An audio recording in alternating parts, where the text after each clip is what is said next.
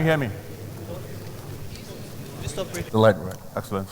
All right, so the question we're going to try to answer today, or the issue we're going to try to resolve, is bootstrapping versus fundraising, pros and cons.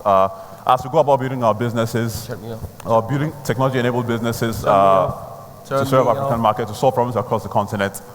Some people have very, very strong views about fundraising. Some people think you should start first. When you start to build the product, start to try and raise some external investment. And some other people who I've spoken to recently think you should bootstrap, fund it by yourself, because apparently investors are evil and they want to take your company. And so, to try to resolve this issue, my first speaker is Mr. Onyeka Akumah, co-founder and CEO of Fundraising. Is Mr. Onyeka around? Fundraising is a digital agricultural platform founded in September 2016 and aims to impact the lives of 50,000 small-scale farmers in the next 5 years and engage about 2 million Nigerian youth. So please give me a round of applause. Our second speaker is Mr. Tosin Eniolorunda, CEO of Team Apt. He is a 2007 graduate of mechanical engineering from Obafemi Awolowo University in Ile-Ife. And Team Apt delivers financial happiness for people and businesses. He started Team Apt after leaving industry with no outside investment and has built into a company worth millions of dollars today in under 24 months. So Mr. Tosin, please come up to the stage. Can we give him a round of applause, please?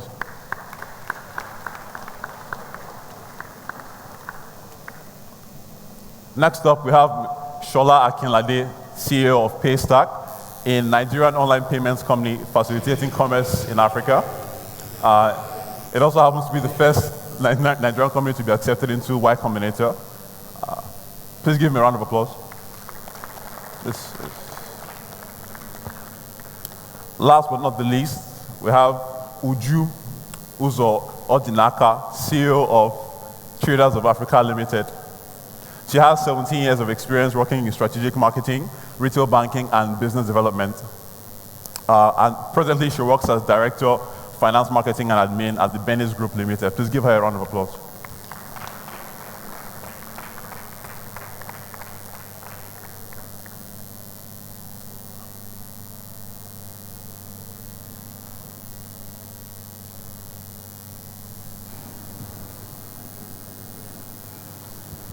No. I think. Thank you. Let me not fall down here. All right, good day, everyone. So to get this started, I would like to ask Shola, at what point did you think it necessary to start fundraising for Paystack? I know that you started, you had built the product ahead of time, and you had started to do some work before you started to apply to YC and to seek outside investment. So at what point did you think it necessary to begin the fundraising process? I think you need to turn it on.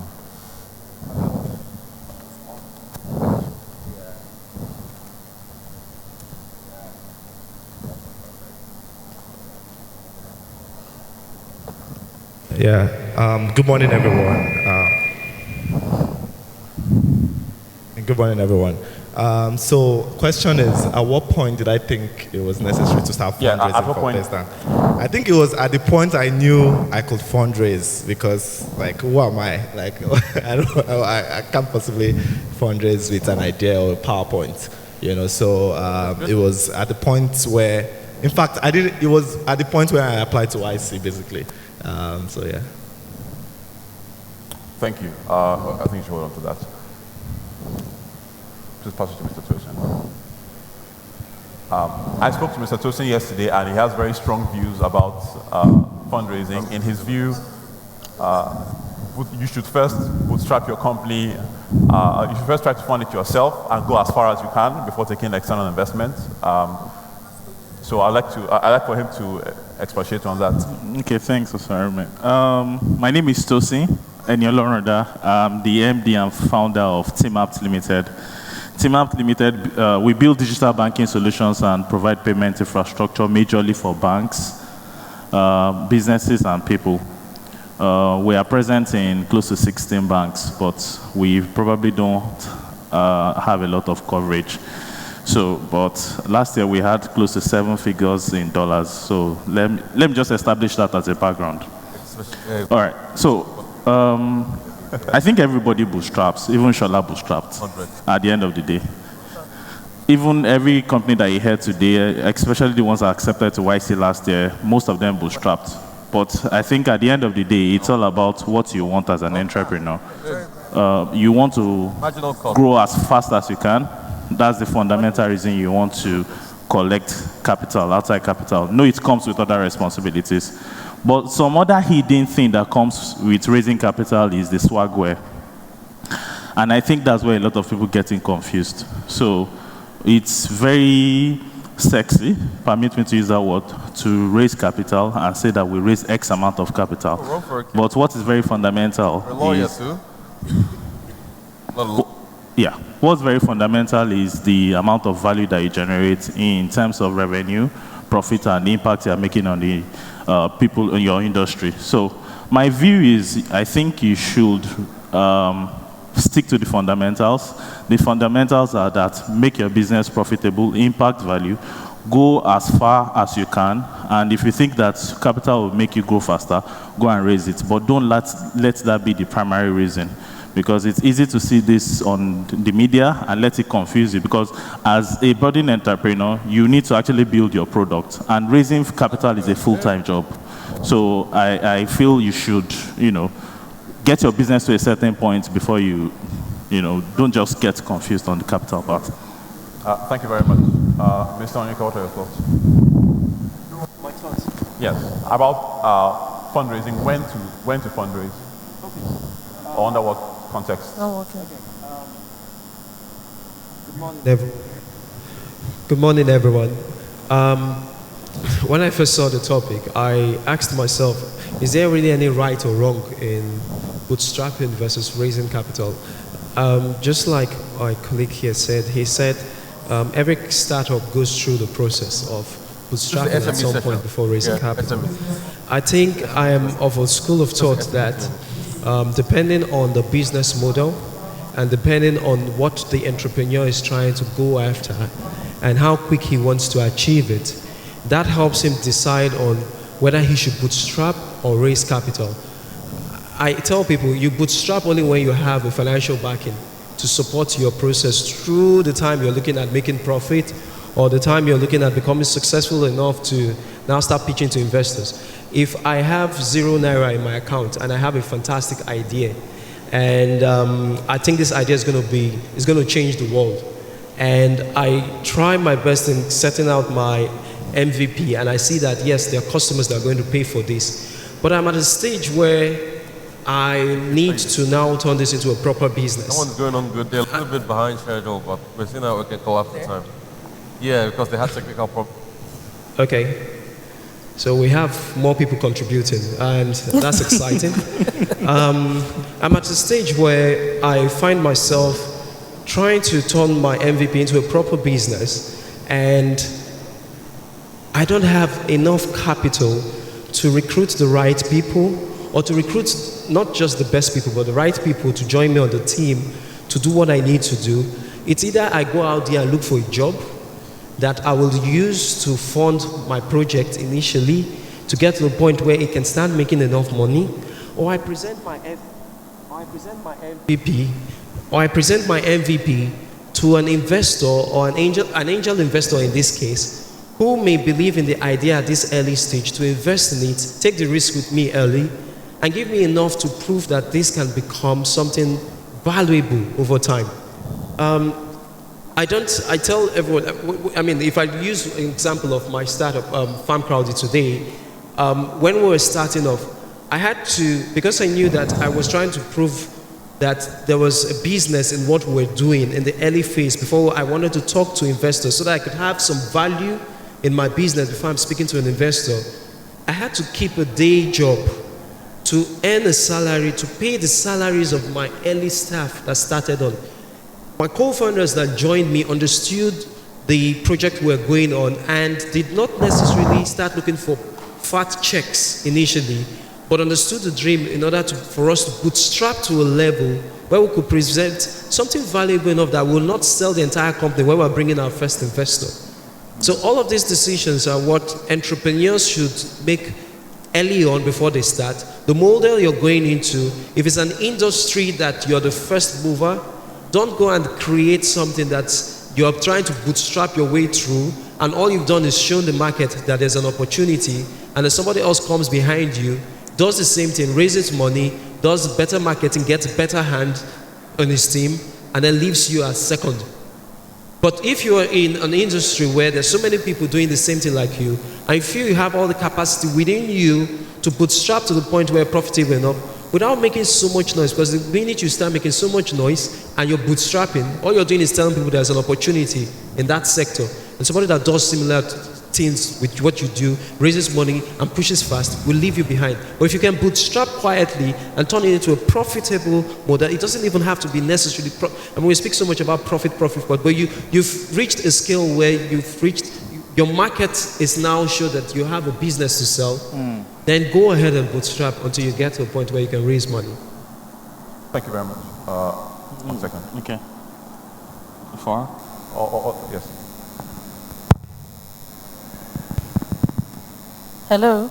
Good day, everybody. My name is Uju. I work for Traders of Africa. Traders of Africa is an online marketplace for products grown, produced, or manufactured in Africa only, nothing imported. We are all over Africa. I just needed to explain that because when you were introducing me, you were just talking about me. Okay, so my take on funding. When you want to start a business, and I'm talking here from my experience, okay? We talk as if the people giving the money they're just there. When you have anything, you talk to people, it's easy to raise funds. It's very difficult to raise funds, that's the truth. So what distinguishes you distinguishes you from the next person? And that's the product you have. And how do you measure the product? How are people interested in your product? That's where Onyeka talked about the MVP.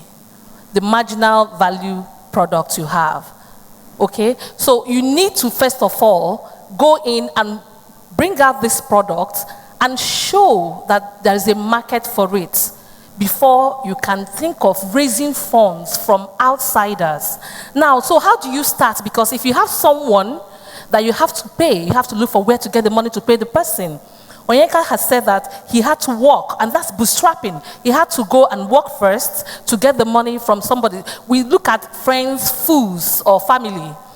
Who can you convince to give you a little money to start and bring out that MVP before you can go out to talk to the larger group, maybe angel investors or VCs, and raise the fund? So I need to point out that it's not easy going out and talking about raising funds. These monies are not there. Anybody giving you money needs to know that at least they will get returns for the money they are giving you. Thank you.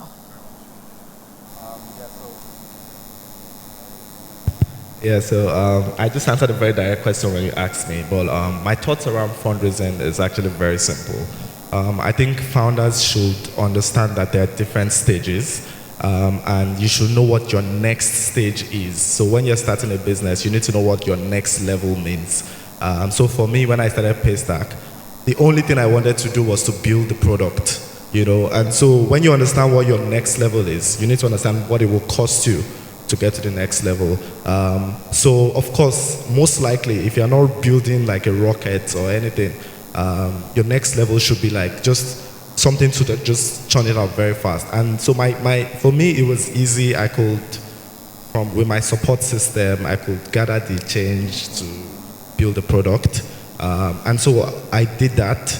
But immediately we built the product, a lot of you will know that building the product is not enough. Like, you have to support it every day. You have to do all that. So next level for me changed to, oh, how do I have enough money to survive for the next 6 months so that I won't have to be distracted, I won't have to do other things.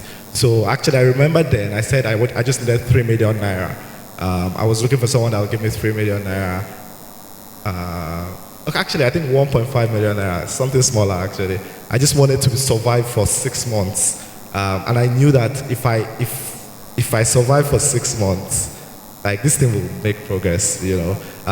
And so at that point, thankfully, we got into YC and I got the credit alert, $120,000. So like, okay. And then immediately realized that next level for us was to make Paystack, like launch Paystack and show that we actually stand a chance at payments. And we did that with the money, thankfully. So that it was really helpful. Without that money, it would have been difficult to focus. Immediately, I got 2 people on the team, and we focused on just morning to night building the product. And then immediately after that again, although I knew that when I got the credit alert for 120K, I thought this money is forever. Like until we build the product, we'll never need anything. But almost immediately, realized quickly that the next level for us, the feedback was very good. And so we realized that the next level for us was to actually go deeper, go bigger, and thankfully also raised, and we made enough progress already. So we raised another $1.3 million. And that next level for us then was, how do we survive for the next 2 years so that we would hire all the people we need to hire, we would do all the things we need to do and all that. And so we've done that now, and now I know what the next level means for me again. So if I'm lucky, I might be able to do it now. Otherwise, then I need to raise money to go to the next level. So my answer or my thoughts is that as a founder, just have a clear sense of what next or where your business needs to be next, and have a clear idea on how you can get there. Thank you very much, Shola. You want to add something? Yes. Okay, so I think at the end of the day, it's coming out from the 4 of us that you need to bootstrap more or less first. Yeah. So I think there are about 3 things that you should always consider. And the first one is, should I bootstrap first or should I raise capital? I think you will most likely hear from most people that you should bootstrap first. So that I think we can cut it and just distill it. You'll most likely hear from most people that bootstrap first. Now, the next question is, at what point, just like you said, should I raise capital? And I think the real question is, how can I fund my growth? Because what really causes you to say, at this point I need to raise capital, is you have a growth projection in mind. With this growth projection, how will I be able to fund this growth projection? And I think the third one is, do I want the noise or not? Now, so I think I will advise most people to bootstrap first. Secondly is, how do I fund my growth?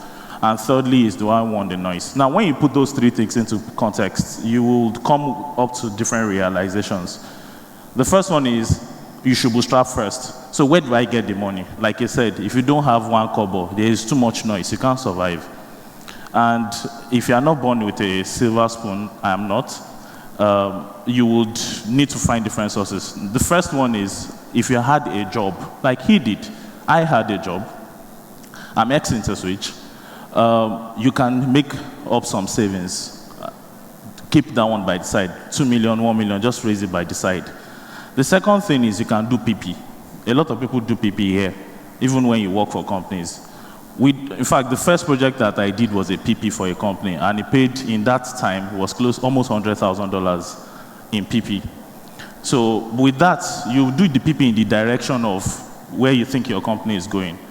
And the third thing that you do to raise your capital is, when you now build the product, now this is where it now begs the question of, are you a B2B company, are you a B2C company? We are lucky we're majorly a B2B company right now. B2B generally sometimes gives you upfront capital, and when you get the upfront capital, you can use it to bootstrap. So, yeah. Thank you very much. The consensus here appears to be that founders should generally fund the business themselves, get to a certain point, and then start to raise funding.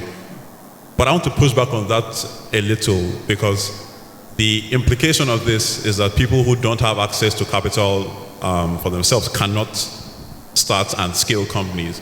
And I'm not sure I'm very comfortable with that idea that you first need to either come from a semi-wealthy family or have gotten a good job, elsewhere. So how do we think about that? That we are essentially shutting out people who have no access to any funding whatsoever, but are gritty, are smart enough to build some of the next, $100 million companies.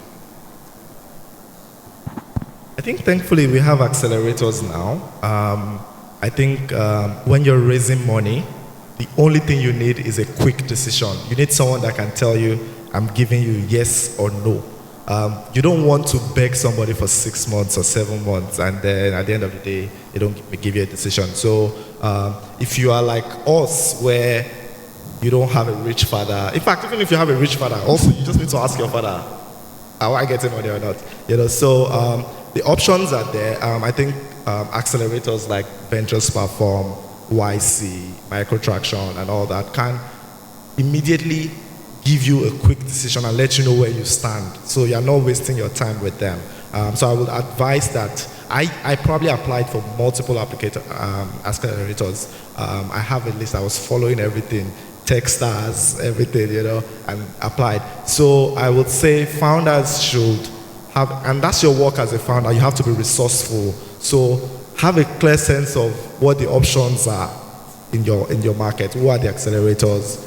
What will it take to get there and all that? So I would say really, in the shortest term, it's either you do it yourself or you have friends or you apply to accelerators.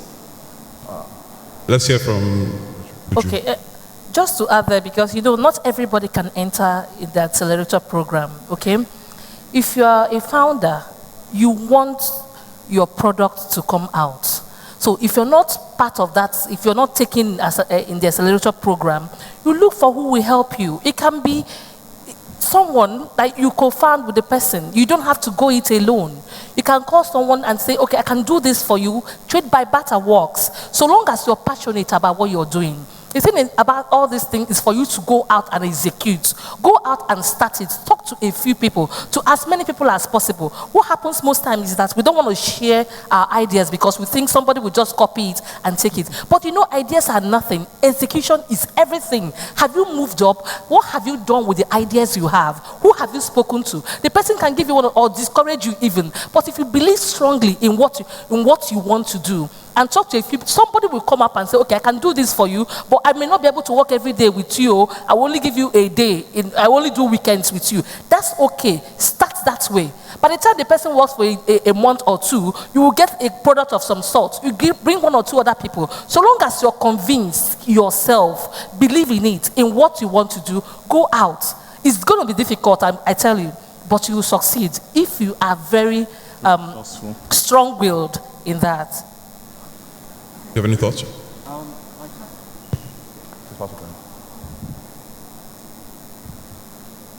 So, the first thing I tell people, I was saying this again yesterday, is that investors will, one of the most important things that any investor will look at before deciding to pick you to invest in your project is the team behind the project. 2 is the market size you have for your idea. Is your idea for 10 people or for 100 people? Everybody will tell you the idea is $100 million idea. But you will start from somewhere to grow it into becoming $100 million idea.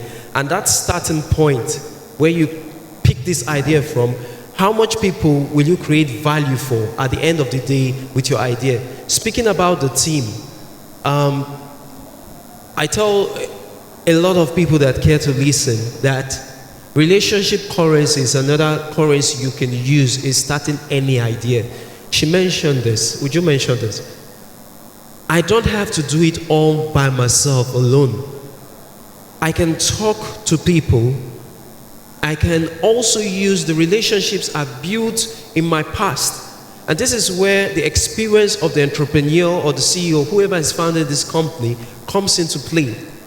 You can, if you're starting a project and you're starting a project in a novel place where you do not have any form of resource, whether it's in people, it's in your network basically, or in your skill set, or in investors or angel investors that are interested in that area, or even a market to buy your product, your idea should be left in that paper and you should look for something else to do.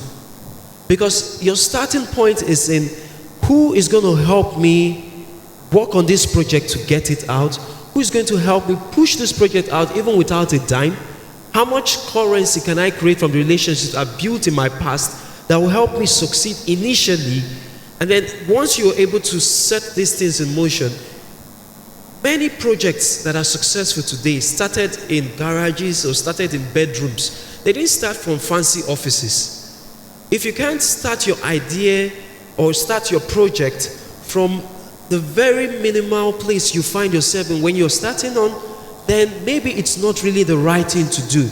If you need $100 million to kick your project going, then I'm telling you, you will find it maybe 10 years in a row. You will go 10 years before you will find that investor that will give you $100 million to start your idea.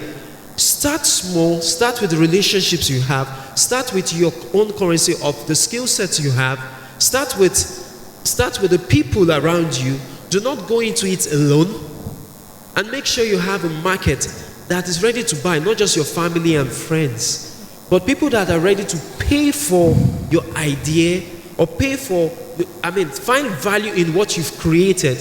This becomes the basis for you to create a case in front of any investor that makes you almost completely irresistible for them not to participate in whatever it is you've built. But if you cannot quickly put a check on all of these items, you're maybe doing something that is wrong at this time.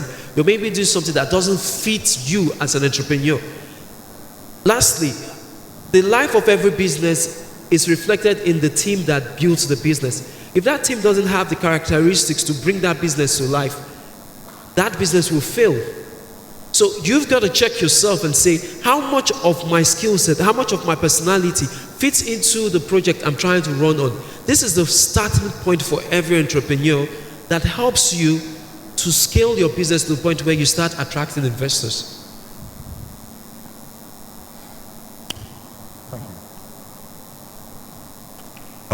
Thank you. So let's go a little deeper into the fundraising topic.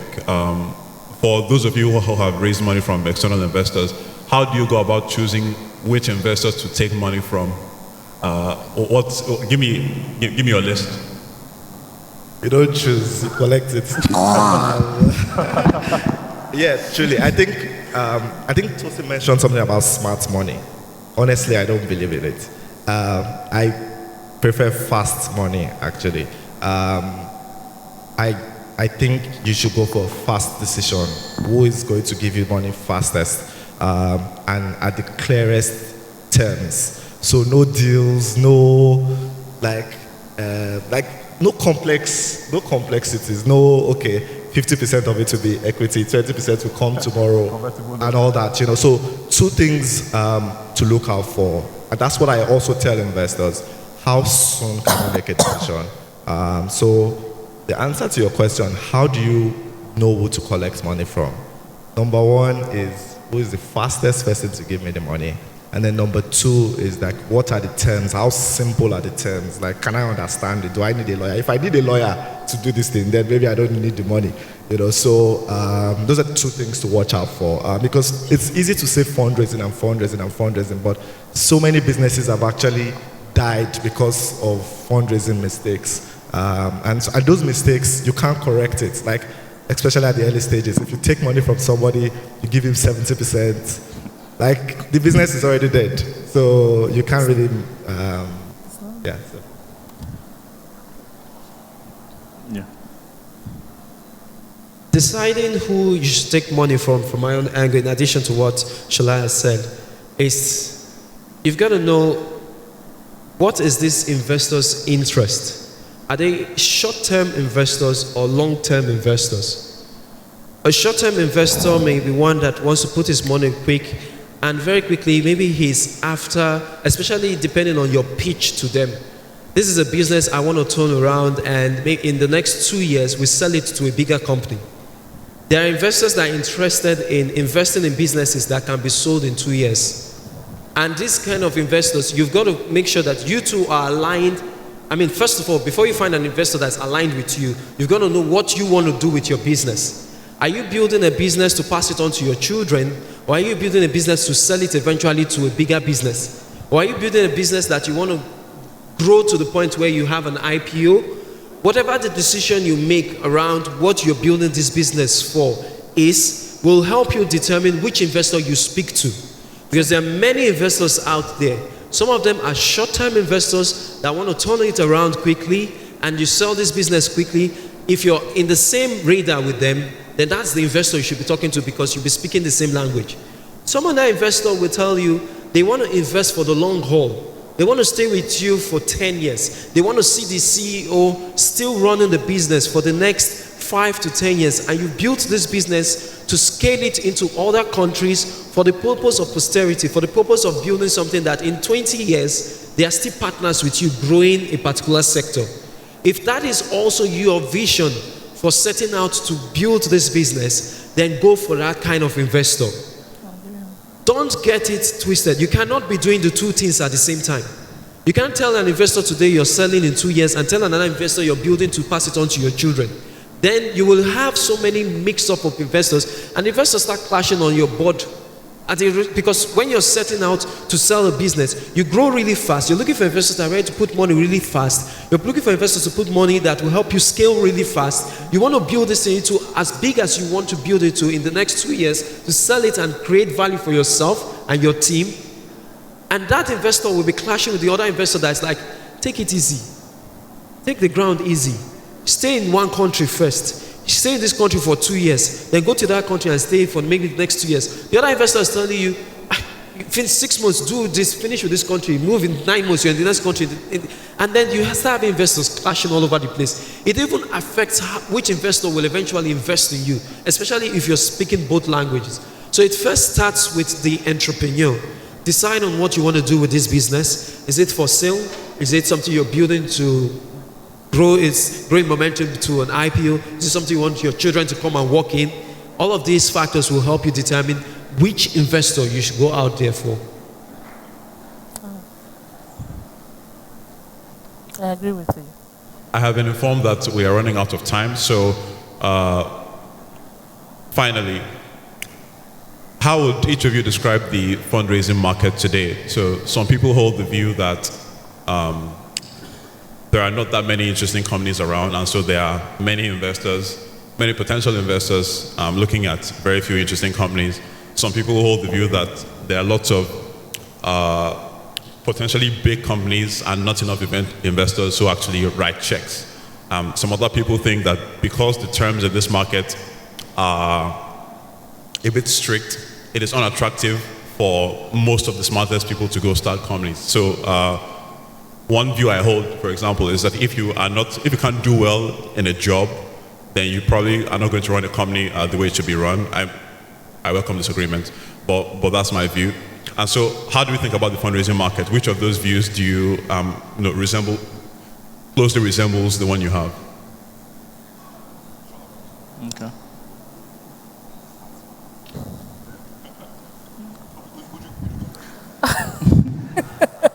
Unbelievable, and I'm the lady here. Okay, no, but it's okay. I can take it. If I understand your question correctly, you want to know whether there are a lot of investors willing to invest, or some people are saying there are no investors and those kind of stories. Is that your question?